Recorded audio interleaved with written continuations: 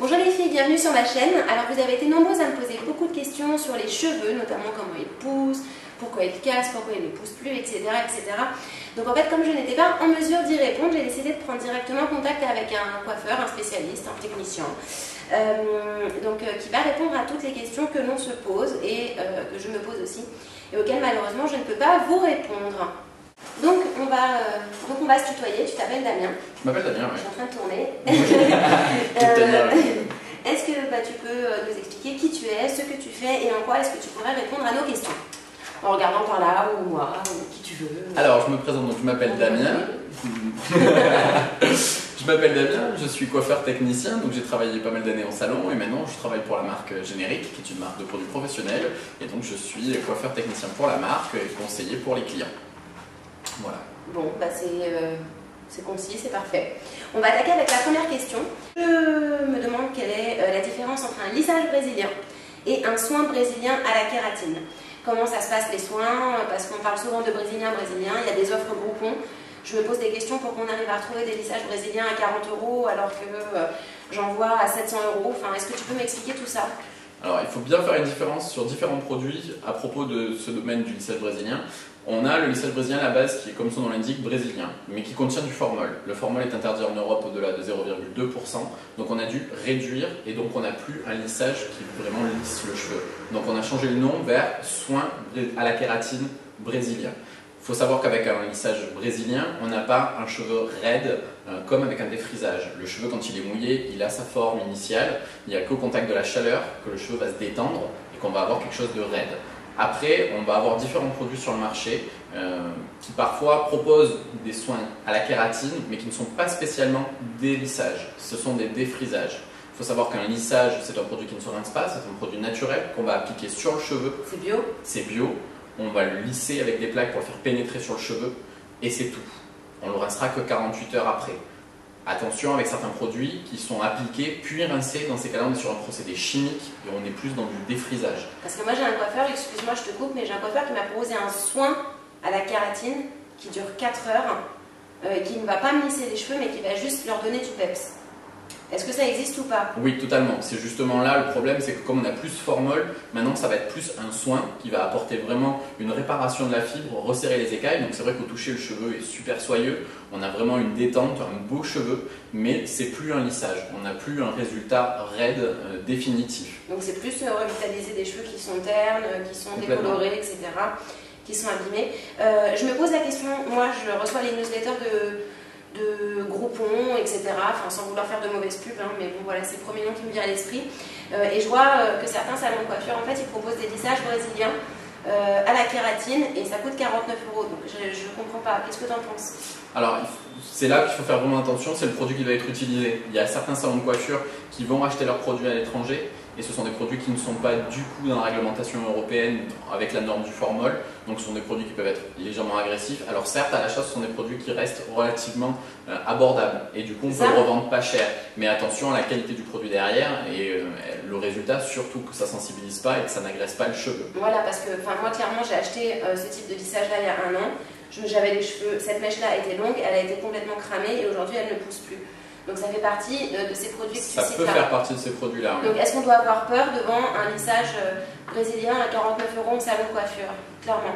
Avoir peur peut-être ou pas, mais bien demander au coiffeur si c'est un produit qui est sans formol et si c'est vraiment un lissage et pas un défrisage. Il faut bien que ce soit du naturel et pas du chimique. Voilà, les questions à poser sont essentielles. Et surtout, le coiffeur doit vous vendre derrière ou vous proposer dans la prestation un shampoing adapté à un lissage brésilien, c'est-à-dire un shampoing sans sulfate qui ne va pas agresser le cheveu et ronger la kératine. Et donc quand on se fait un lissage brésilien, on se galère à avoir des shampoings et des produits adaptés tout le temps en fait? Il faut automatiquement avoir des produits sans sulfate. Le sulfate c'est le sel et c'est ce qui ronge la kératine. Donc on va à l'effet contraire. Ok, super. Alors comment faire pousser ses cheveux plus vite? Quelle est la solution miracle? Il n'y a pas vraiment de solution miracle. Dans le domaine de la coiffure, on n'aura pas des produits qui vont faire vraiment un effet fabuleux. Maintenant, dans les commerces, surtout par la pharmacie, on va trouver tout ce qui va être germe de blé, levure de bière, qui sont des gélules. Voilà, ce sont des gélules, ça va être des compléments, ça va renforcer le cheveu et donc stimuler la pousse. Après, on passe dans le domaine de la dermatologie et ça va être tout ce qui est cure, injection, mais c'est des traitements qui sont beaucoup plus poussés et c'est automatiquement sur ordonnance. D'accord. Et j'ai entendu dire que le magnésium aussi, le magnérésis, tout ça, ça pouvait fonctionner en complément de la levure de bière. Ça reste un complément.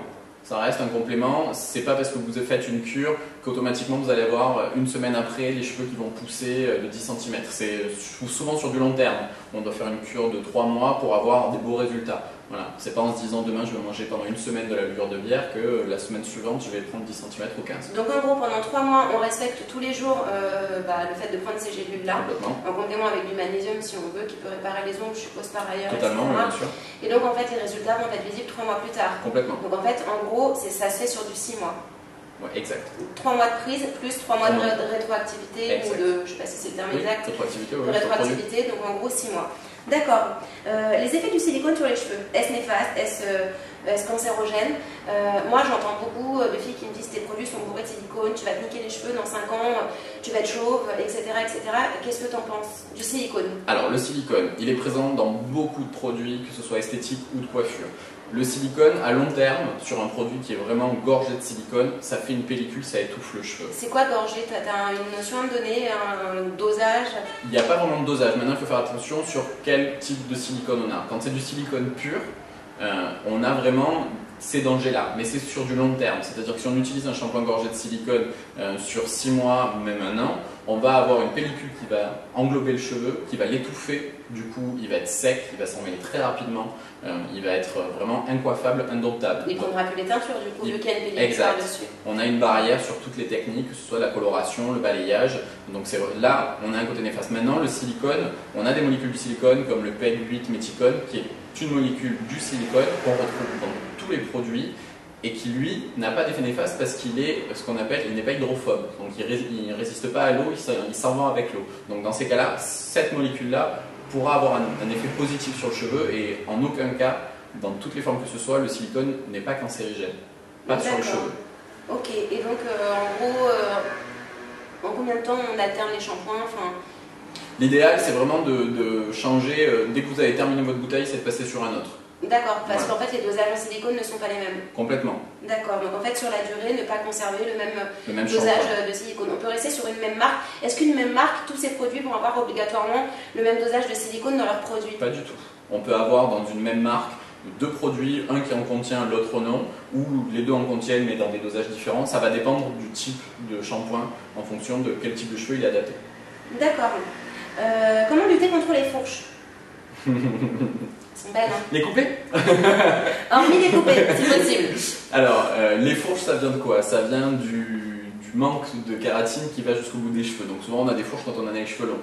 Voilà, puisque du coup, au plus ils sont longs, au plus la kératine a du mal à arriver sur la pointe et du coup il est agressé par tout l'air externe et surtout les plaques, les brushings vraiment insistants. Comment lutter? Utilisez déjà des produits adaptés à votre appareil, que ce soit protection, un soin de protection thermique quand on utilise les plaques, un sérum de lissage avant le brushing. Ça va permettre de faciliter la fermeture des écailles et du coup, on travaille moins le cheveu et on sensibilise moins. Voilà. Après, aussi, un masque hydratant, réparateur, qui va fortifier le cortex, resserrer les écailles. Les huiles de nuit aussi, qu'est-ce que tu en penses? On peut utiliser, alors il y a pas mal de produits sur le marché, des complexes d'huile qui vont avoir des effets justement hydratants, resserrer les écailles, fortifier le cortex. Maintenant les huiles, c'est vrai que ça demande une application en général nocturne puisqu'il faut les laisser poser longtemps. Ouais, donc vous n'avez pas toute la possibilité de vous mettre les cheveux avec de l'huile le soir et pour les rincer le lendemain matin. Donc déjà utiliser un soin adapté à son type de cheveux, c'est vraiment le principal. D'accord, donc on n'est pas obligé de couper immédiatement. D'abord on peut tester, on peut déjà mieux prendre soin de ses cheveux en utilisant ces produits-là, avant les plaques, des soins protecteurs. Et ensuite, visiblement, si la fourche elle monte, là on fait quoi? On coupe? Faudra avoir à couper, oui. La vitesse de montée de fourche, à peu près? Il n'y a pas vraiment de vitesse de montée parce que ça va vraiment dépendre de qu'est-ce qu'on fait sur son cheveu. Il y a des personnes qui ne font rien, qui laissent leurs cheveux totalement naturellement et qui ont des fourches parce que le cheveu s'abîme avec le temps. Alors après, c'est sûr que si par-dessus ça, on insiste en apportant un apport de chaleur régulier tous les matins de plaques, Ça va pas arranger les choses automatiquement. D'accord. Qu'est-ce qui peut causer la perte des cheveux et comment est-ce qu'on peut lutter contre?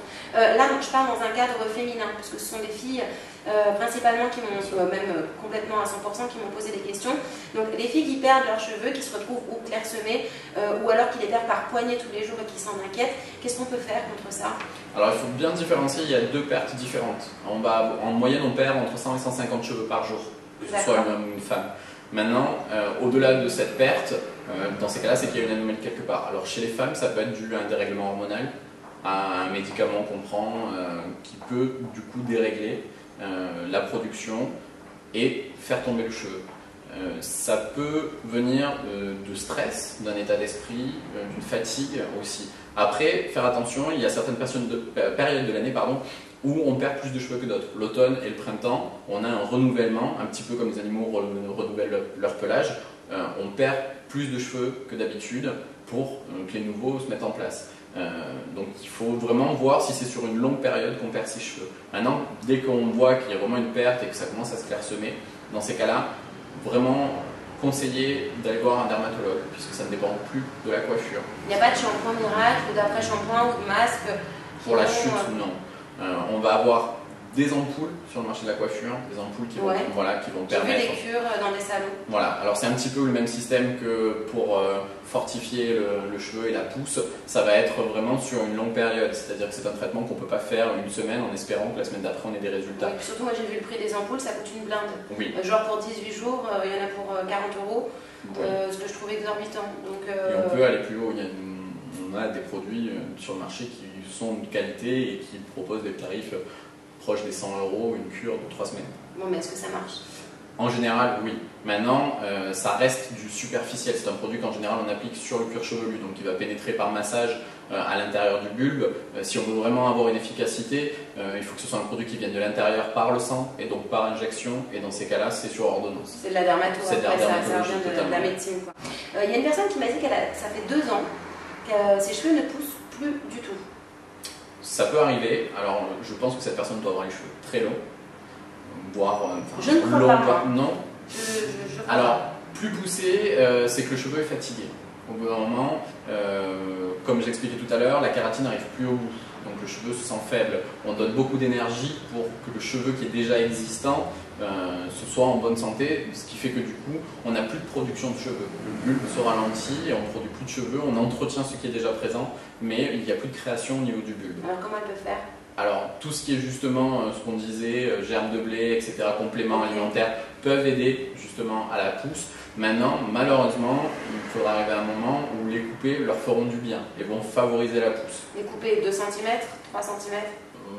Déjà minimum 3-4 cm, ça aide beaucoup. D'accord.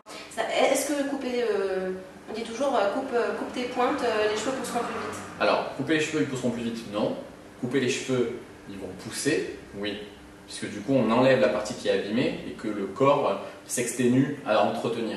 On enlève cette partie morte n'est plus là, automatiquement le cheveu va se sentir mieux et va produire et pousser. Donc c'est pas pour autant qu'il va pousser plus vite, il va être juste plus beau et moins abîmé. D'accord.